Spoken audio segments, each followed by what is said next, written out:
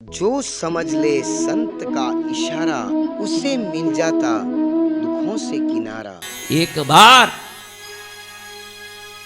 एक सेठ, बहुत पैसा वाला सेठ था, तो उसने सोने के पिंजरे में एक तोते को पाल के रखा था। तोता मनुष्य की तरह ही रोज उसके साथ बातें करता था। अब सेठ गांव में कोई साधु महाराज आए, तो साधु महाराज आए तो उनके दर्शन के लिए रोज जाना, ये भावना भाग के बराबर प्रवचन के समय पहुंच जाता था। अब तोता सोचता था कि मैं कितने काल से ये पिंजरे में बंद हूं, तो साधु महाराज से मुझे भी आशीर्वाद ले लेना चाहिए। तो तोते ने सेठ साहब को कहा, गुरु महाराज के पास आप रोज जाते हो, तो आप पूछ के आना कि मुझे कब मुक्ति मिलेगी।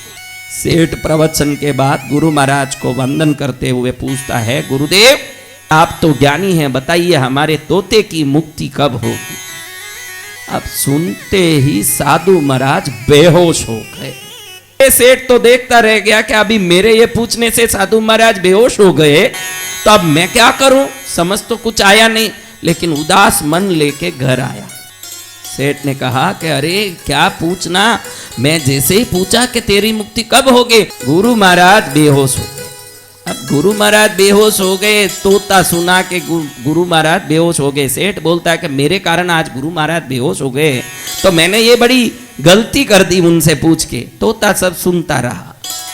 अगले दिन जब दाना देने के लिए सेठ ने तोते के पिंजरे में कुछ अच्छे फल मिठाई ला करके तोते के पिंजरे के पास देखा, तो तोता मरा हुआ पड़ा मिला। दुखी होकर के उसने पिंजरा खोला और तोते को बाहर निकाला।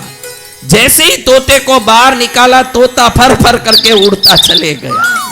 साधु महाराज के पास उस दिन प्रवचन सुनने गया तो बोलता है कि गुरु महाराज मेरा तोता बेहोश जैसे नाटक किया और जैसे ही पिंजरा खोल के हाथ में लिया वो भाग गया।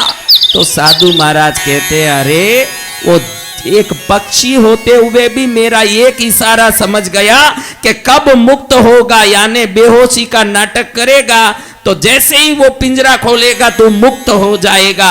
वो खाली इशारे से समझ गया। और तुम लोग 2500 सालों से संतों का प्रवचन सुनते आए, इशारों तो क्या, पूरा भाषा, पूरी वाणी, पूरा विवेक सब लिया, लेकिन आज तक मुक्त होने के मार्ग को पकड़ नहीं पाए। जीवन का निर्माण करने वाली वसंत वाणी सुनते रहें।